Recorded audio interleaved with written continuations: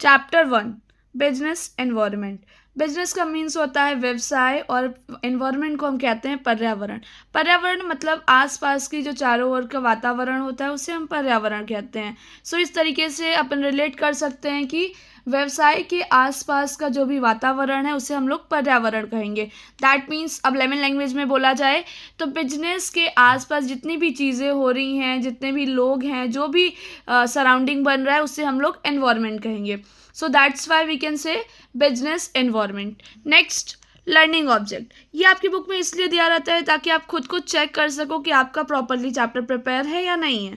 First, concept of business environment. अगर आप ये चैप्टर्स पूरा पढ़ लेते हो और इन 6 टॉपिक्स के आंसर आप प्रॉपरली दे पा रहे हो, that means you are ready for your exam.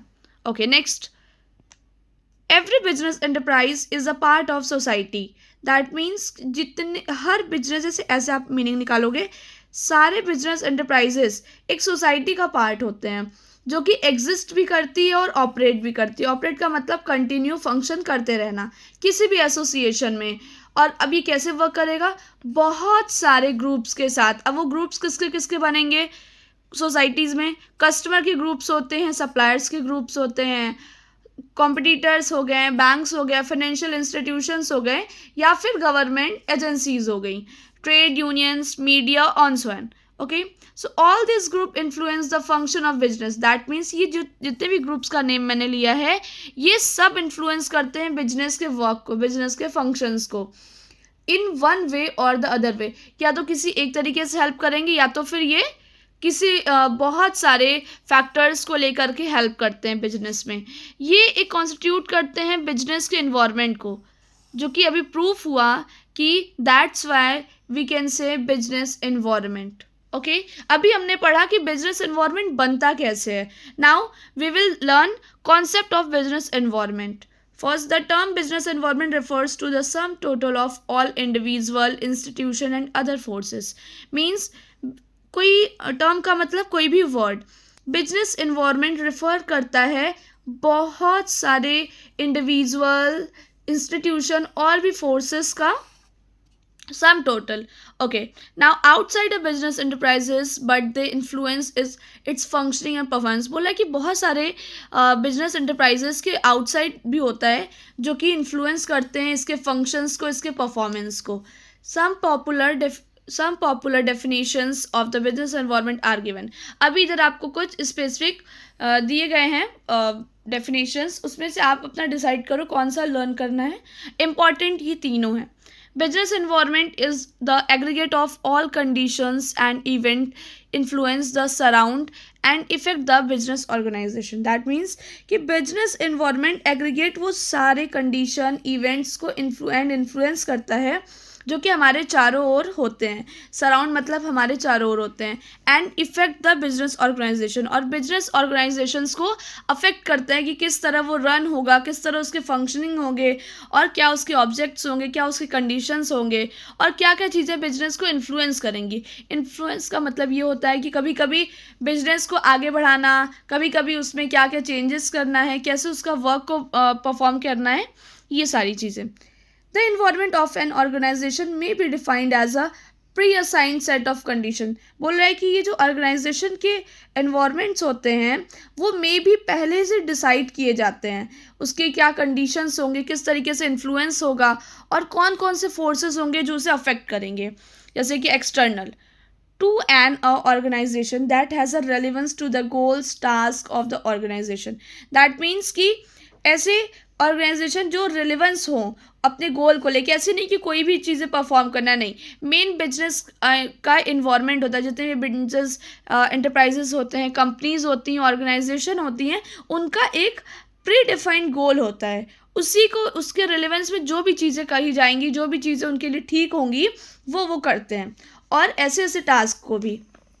Next बोला जा रहा है कि business environment is a composition of those forces that affect the performance of the organization, but over these forces the organization has a little control. Means business environment इन चीज़ों से मिलकर बना है, इन फोर्सेज से मिलकर बना है जो कि उसके परफॉर्मेंस को अफेक्ट करते हैं किसी भी ऑर्गेनाइजेशन के। लेकिन ये जो फोर्सेज होते हैं ऑर्गेनाइजेशन के, ये इनके बहुत लिटिल कंट्रोल होता है, यही सारी चीज़ों को नहीं कंट्रोल कर लेते बिजनेस में। वीडियो में हमने पढ़ा था बिजनेस एनवायरनमेंट की कॉन्सेप्ट और उसकी डेफिनेशन को। अभी डिस्कस करते हैं फीचर्स को। टोटलिटी ऑफ एक्सटर्नल फोर्सेस, मतलब ये सम ऑफ एक्सटर्नल फोर्सेस का है, जो कि बिजनेस एनवायरनमेंट एग्रीगेट नेचर का क्यों होता है ये जानते हैं, क्योंकि ये सम टोटल होता है वो सारे फैक्टर्स का और एक्सटर्नल्स का जो एंटरप्राइजेस के बाहर से होते हैं। दैट मीन्स इनका जो मोस्टली रिलेशन होता है, मोस्टली जो फैक्टर्स होते हैं वो एक्सटर्नल होते हैं। Second, general and specific forces. Business environment include करता है जनरल एंड स्पेसिफिक फोर्सेस को, जैसे कि जो रेगुलर जनरल फोर्सेस जो होते हैं वो रेगुलरली वर्क करते हैं, economic, social, political, legal, technology conditions, ये इनडायरेक्टली इन्फ्लुएंस करते हैं सारे बिजनेस एंटरप्राइजेस को। बट जो स्पेसिफिक फोर्सेस होते हैं वो जैसे इन्वेस्टर हो गए, कस्टमर्स हो गए, कॉम्पिटिटर्स हो गए, सप्लायर्स हो गए, इन सबको इन्फ्लुएंस करते हैं इंडिविजुअली। Third, inter related.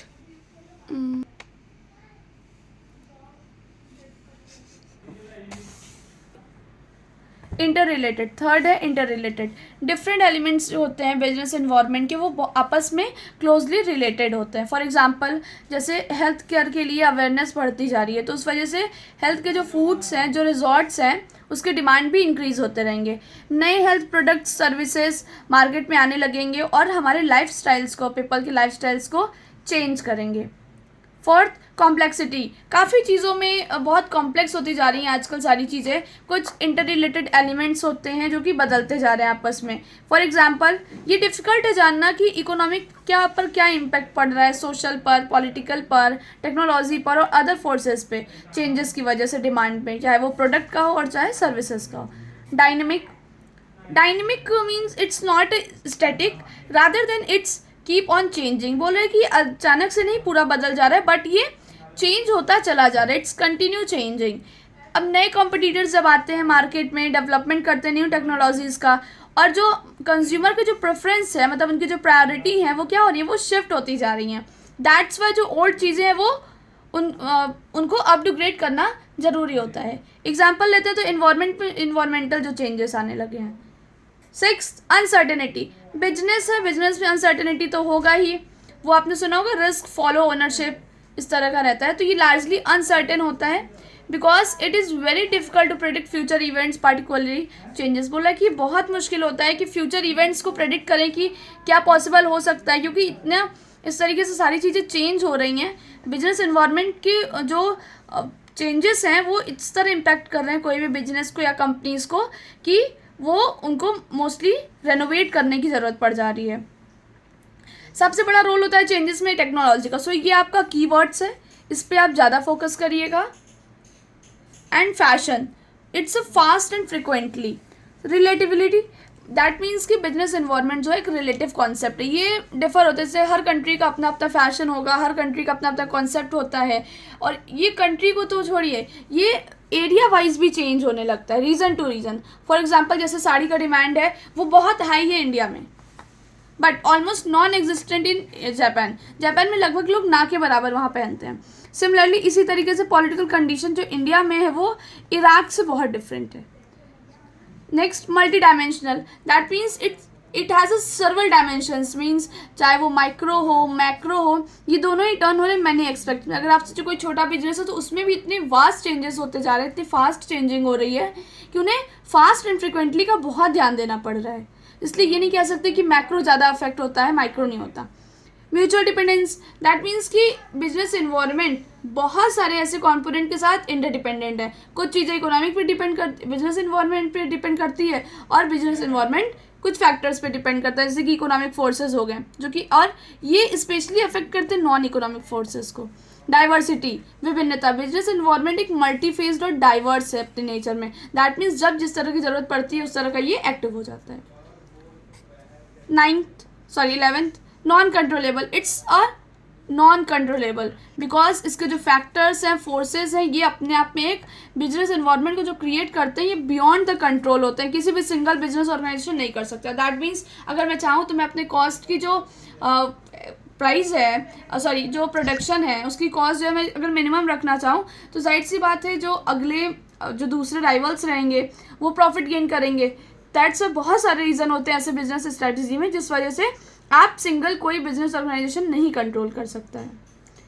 अब बिजनेस ऑर्गेनाइजेशन एक ओपन सिस्टम होता है, जो जिस तरह का प्राइस बढ़ाता रहता है, डिमांड बढ़ती रहती है उस तरह, क्योंकि आप बहुत अगर प्राइस कम भी रख दो तो आपकी क्वालिटी पे क्वेश्चंस आने लगते हैं, इसलिए कंटिन्यूसली इंटरेक्ट होता रहता है बिजनेस के साथ। और it take a input as a raw material, capital, labour, energy and so on. बोल रहा है कि इनपुट्स क्या हो सकते हैं, क्योंकि ये इनपुट लेता है, आपको आउटपुट क्रिएट करके देता है।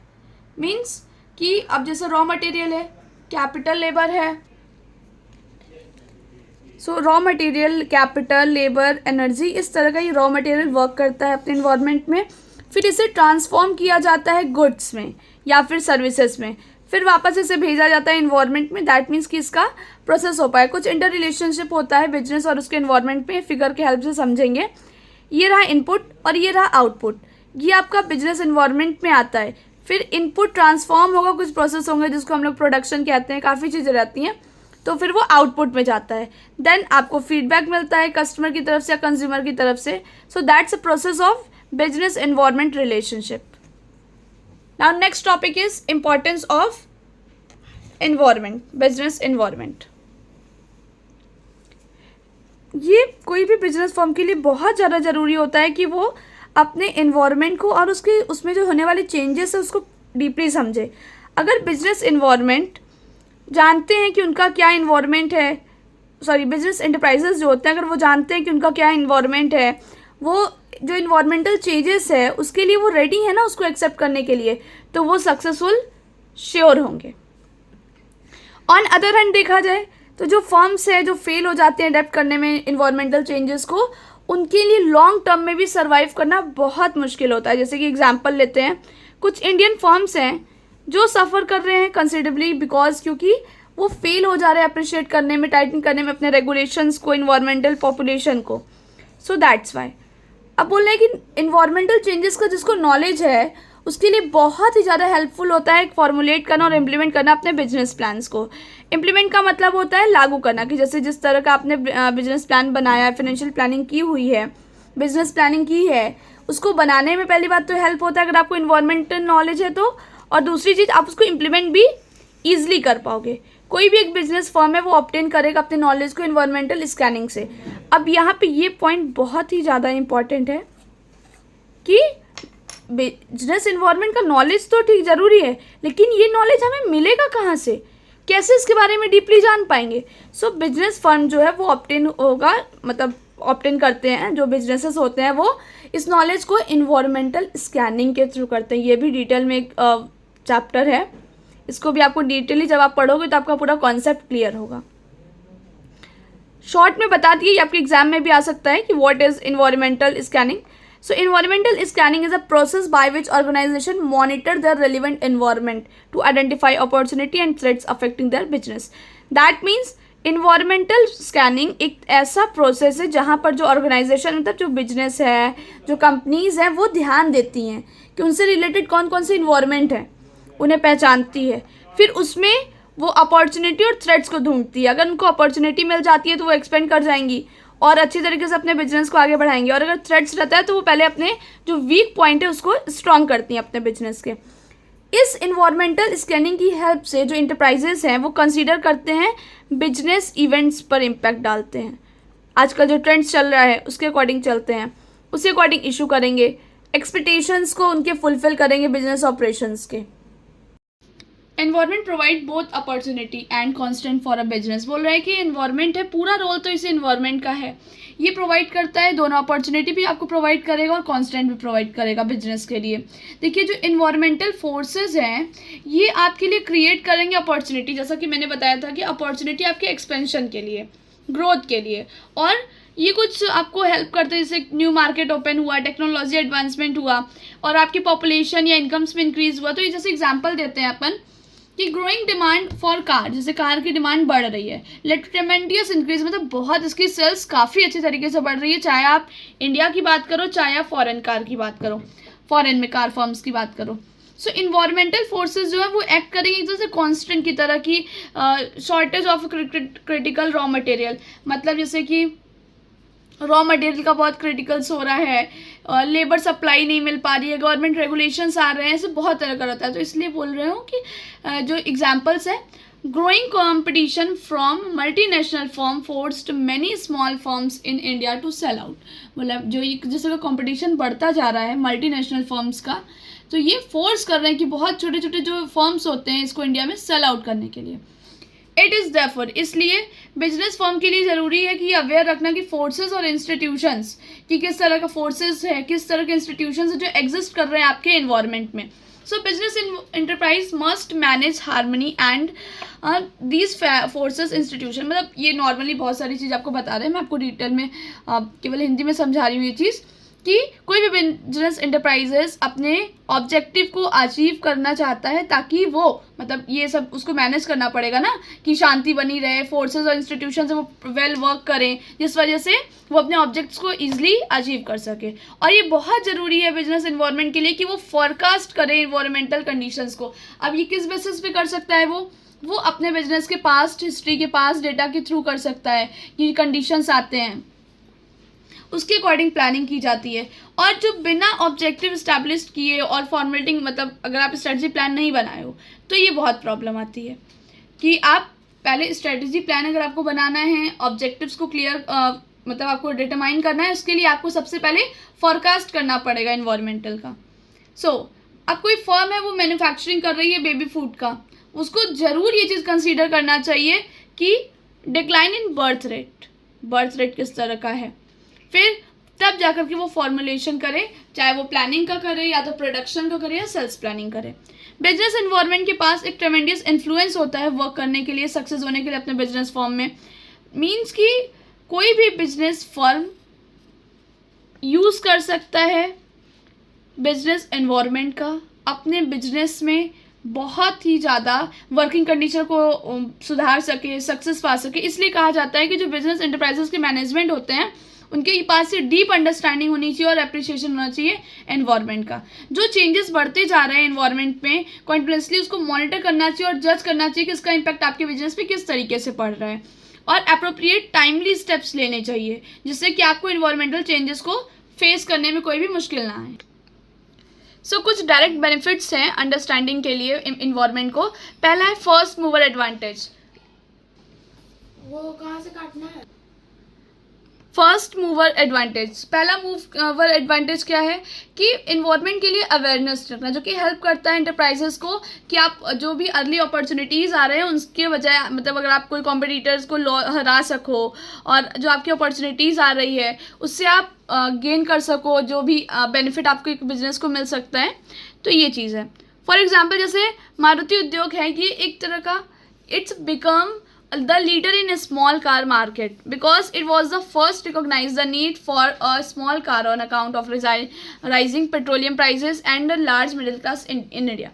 बोल रहा है क्योंकि ये सबसे पहले ये पहचानी थी कि छोटे कार की ज़रूरत है, किस पे, कि जब पेट्रोल का प्राइस बढ़ रहा है और जो इंडिया में मिडिल क्लास लोग ज़्यादा हैं, अगर लग्जरी कार को ही लगाते रहे तो फिर बड़े लोग ही ले सकते हैं। जब आप ये समझिए कि इंडिया में मिडिल क्लास ज़्यादा है तो आप ज़्यादा क्वांटिटी में सेल कर सकते हो अपने, अगर आप नॉर्मल स्मॉल कार बना रहे हो तो अब ये बोला जाए कि आप रिच लोगों को ही सेल करो जो कि आपकी लिमिटेड रहेगी फिर।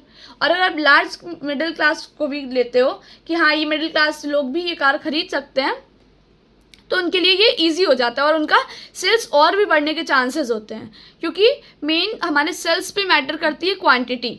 Okay, second, early warning signals, ये पहले ही आपको वार्निंग सिग्नल दे देता है environmental awareness, that will be give you beneficial by a environmental scanning. Okay, environmental awareness serve करता है एक अर्ली वार्निंग सिग्नल्स को, जैसे कि ये फर्म को बता देता है कि आपका जो थ्रेड है या क्राइसिस है, ताकि जो फर्म है वो टाइमली कोई एक्शन ले ले और अपने जो उसके ऊपर विभिन्न इफेक्ट पड़ रहा है, जैसे कि जो निगेटिव इफेक्ट्स पड़ने वाले हैं उसके लिए वो उसको कम कर सके।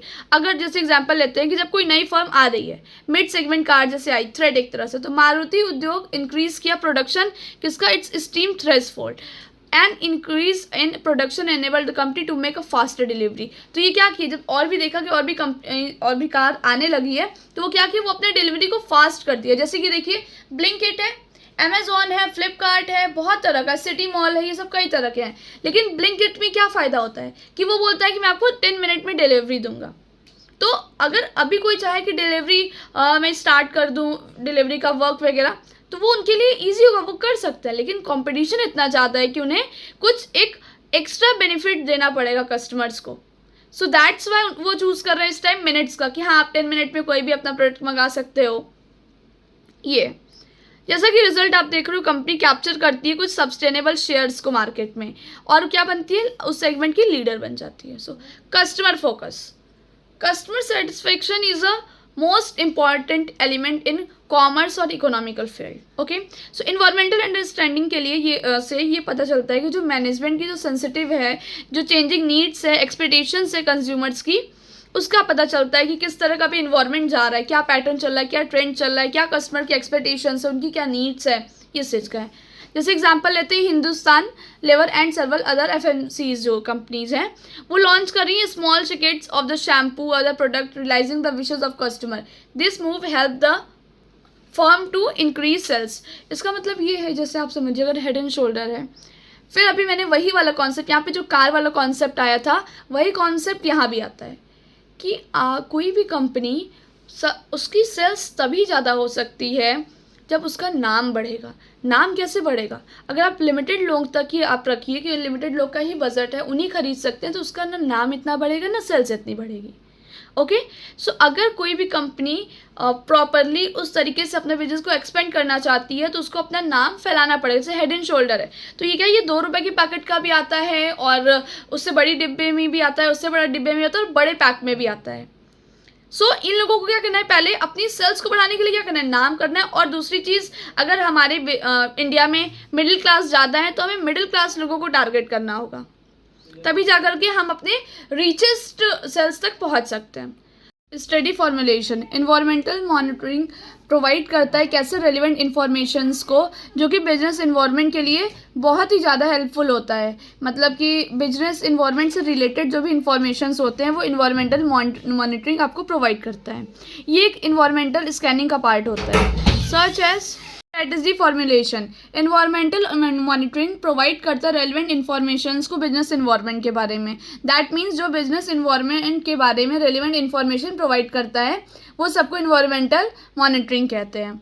ये एक इन्वायरमेंटल स्कैनिंग का पार्ट होता है। ऐसे इन्फॉर्मेशन हमेशा हेल्प करते हैं प्लानिंग के लिए और पॉलिसी मेकिंग के लिए। जैसे कि आईटीसी रियलाइज किया कि उसका जो वास्ट स्कोप ग्रोथ है ट्रेवल में और टूरिज्म इंडस्ट्री में भारत में, तो इस तरीके से। और जो गवर्नमेंट है वो भी प्रमोट कर रही है इंडस्ट्रीज़ को कि वो इन्वायरमेंटल पोटेंशियल उनके पास है। इसलिए with the help of this knowledge ITC plan new hostel both in India and abroad.